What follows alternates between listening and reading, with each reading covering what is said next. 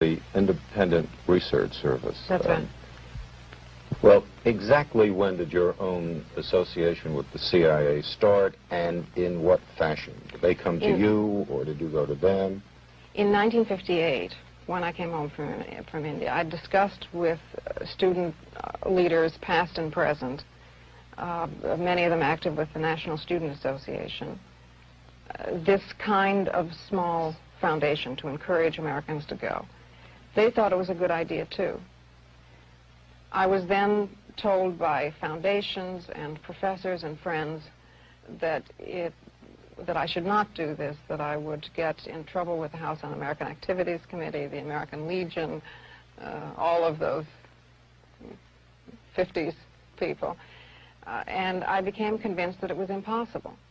It was at that point that the student leaders said to me that they had in the past received funds for international programs from the CIA, and that they felt that this was important and could also be partly funded by the CIA. Well, I mean, did you feel that you really tried? I mean, did you go around to all of the wealthy private foundations, wealthy private people, and explain your point of view, and explain why you felt it was important that the United States be represented at these things in a certain way? What did they tell you?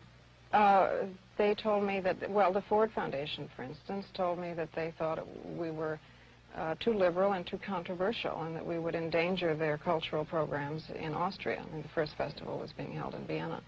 It was not encouraging at all, and the private individuals to whom I went often had particular points of view to put forward, which would have been much, much more restricting than the CIA funds were, which were free. I mean, no one was told what to say.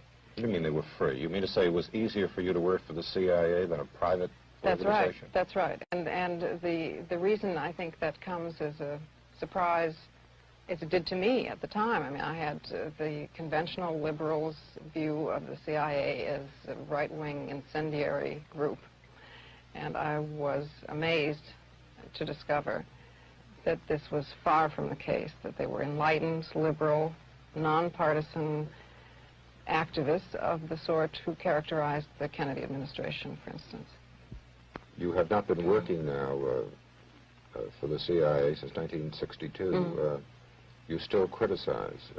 You were down recently in Washington? Yes, when the story broke that I had that I had for 4 years been a Central Intelligence agent, I was demonstrating outside the Pentagon underneath Mr. McNamara's office against bombing in Vietnam.